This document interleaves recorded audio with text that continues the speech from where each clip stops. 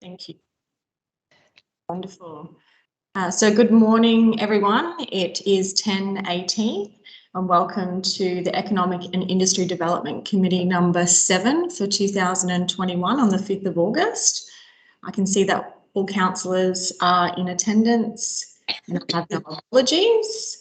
This meeting is being held virtually and streamed publicly in accordance with COVID provisions of Section 277B, C and D of the Local Government Regulation 2012. There are no declarations of interests on any matters on the agenda today, and there is nil business outstanding. So we'll move on to the confirmation of the minutes of the Economic and Industry Development Committee number 6 on the 8th of July 2021, and I will move that. Can I have a seconder? Thank you, Mayor. And I'll open it up for discussion, and I just might start that discussion quickly because in that meeting that was held on the 8th of July, we moved a report about the funding that we would make available in this upcoming year of $150,000 to support small businesses during this next financial year to build resilience and scale growth. And understandably, a lot of businesses at this time during this snap lockdown are feeling the burden. So I just wanted to reiterate the support that we will be giving small businesses at this time during this snap lockdown. So at the moment, we have quickly set up 3 grant writing workshops next week that Mr. Tony Russo will be running, and that will assist our businesses to gain funding from the state through the $5,000 grant.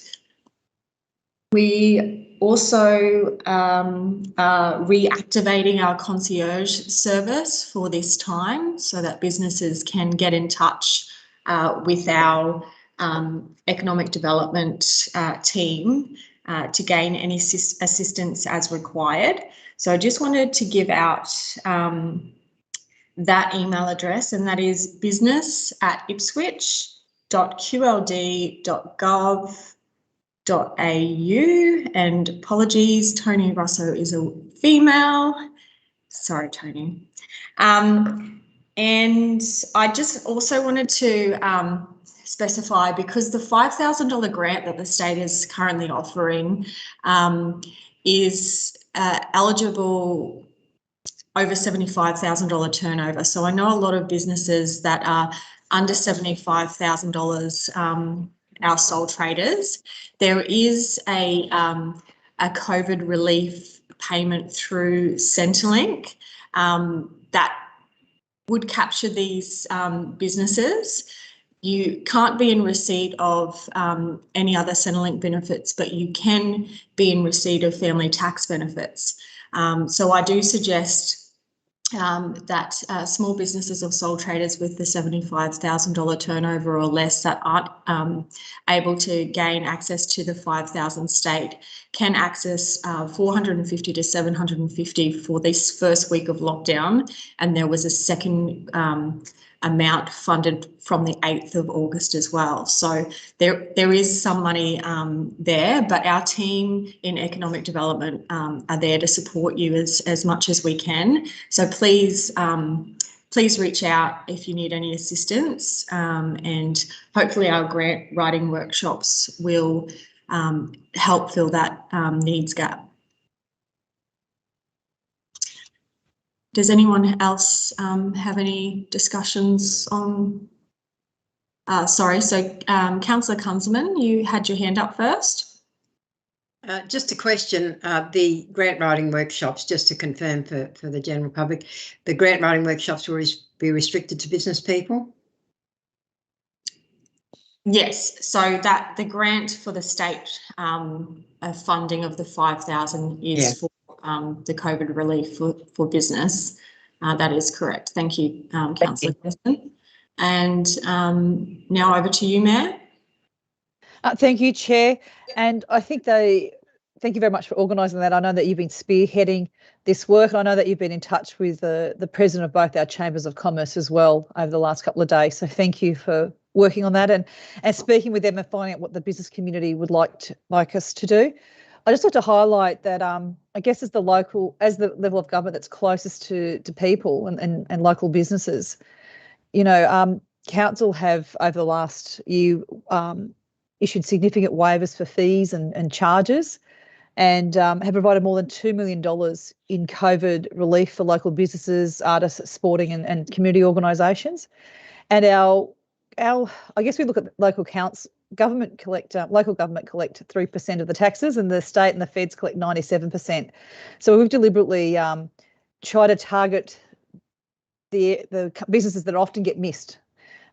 This latest round from state government is very welcome, but you have to show a turnover of more than $75,000, and a lot of small businesses, sole traders who don't employ people won't reach that threshold. So we'll continue to support people across the way, and noting that small business employ more people than any other sector in Australia. So it's really important to keep jobs going for all levels of government to support small business. And in the last year, we've also directed over $270,000 in grants to businesses as well. And I know that, Chair, that you've been working with the state government as part of that Small Friendly Business Council initiative and ensuring that we follow through with that. I guess the other thing to look at, last year we did consider waiving the footpath dining fees, whether that's something that we could consider as well, but I think that's something that we could consider at a further council meeting as well of how we can support local businesses as well. Thank you, Mayor. Yes, so that support for that under 75K turnover does come from the COVID disaster relief support that I mentioned before, which is great. And I just wanted to reiterate that we are everything that you said about what support and services that we've implemented over the course of the last year. I think that we have been, and I'm not meaning to toot our horn, but I think that we have been a leader in local government for this exact. And I know that when this lockdown occurred recently, our economic development team were contacted by other councils surrounding us and the state to see what we were going to do to support our businesses and our small businesses. So that's we should all be proud of that, especially our economic development team. They're really great. They're hands-on. They're in touch with our businesses and our chambers as well. We know that the hospitality and entertainment industries are feeling it the most. There's losses from 15 to 65,000 on average for a lot of our food industry. That would have really hurt. That loss comes with no revenue occurring at all, so that revenue can't be recouped. It's completely gone. And the things that we've mentioned and discussed going forward and that the chambers are supportive of as well is setting up a platform to trade stock and perishables amongst businesses within our local government area and perhaps to the general public as well for these impacted businesses under further lockdowns so that they could at least get back costs associated with these perishables. So I think that's one thing that we could do and that it seems to be supported as well. So I guess watch this space. Yeah, but thank you. Any other discussion? No?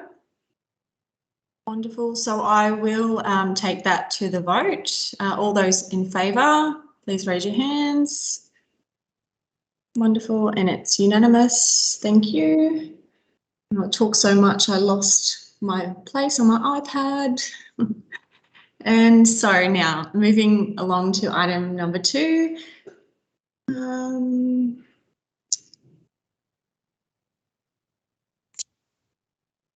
Sorry, guys, I have literally. Here we go. Okay, so the Council of Mayors South East Queensland 2021 to 2022 membership. And I will move that report. Can I get a seconder, please? Thank you, Mayor. And open it up for discussion. If I may, Chair, this item of $122,000 was in our budget and passed, and the delegation is with the CEO. But I think as a council, we wanted to be really open with the people of Ipswich to let them know how much we do pay for memberships of organisations like this. And I think there'll be one for LGAQ coming up at another meeting, just to let people know. And I think in particular for the Council of Mayors South East Queensland, I will be supporting that we continue our membership. And if I can just go through some of the reasons, Chair. So in addition to this particular body initiating the successful 2032 Games proposal, the Council of Mayors South East Queensland will represent the voices of its membership through the organising committee that will be coming out, and also the delivery authority. So the federal state governments will be setting up two different authorities as part of the Olympics. One is the actual games itself, and the other is actually delivering the infrastructure. Without a membership to the Council of Mayors and moving forward, Ipswich City Council would have no representation in the governance of either of those in the 2032 Games moving forward.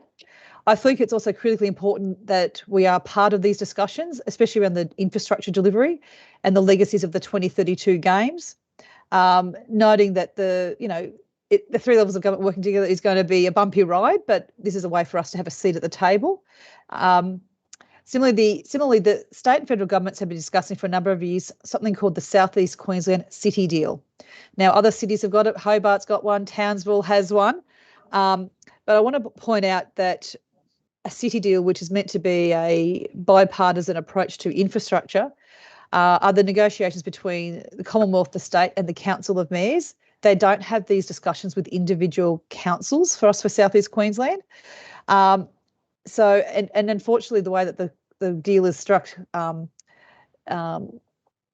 members of ComSec can't discuss what those deals are with council. That's something that we're having discussions with so we can have those confidential discussions with councillors. But if Ipswich City Council removed itself from ComSec, we would not be part of that deal. So I don't think we'd get much infrastructure out of that, which you would understand.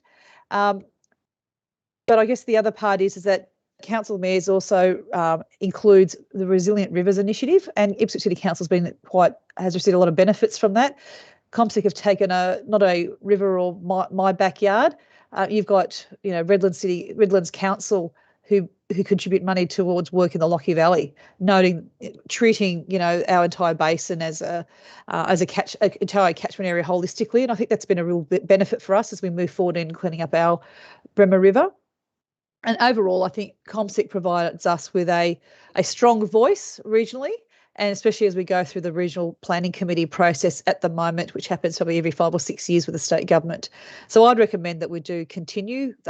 We receive a lot of benefits. There are 11 councils as part of that, and I think it allows us to be quite strong when we go for advocating for infrastructure and also waste and other issues as well. Thank you, Mayor. Was there any other discussion? No. So I will move that matter to the vote. All those in favour, please raise your hand. Wonderful. So I can see that's unanimous. Thank you very much. And there is no further items on the agenda. There's no notice of motions or matters arising. So I will bring the meeting to a close now at 10:32. Thank you for everyone for attending, and note that our next meeting will be at 10:42. Thank you.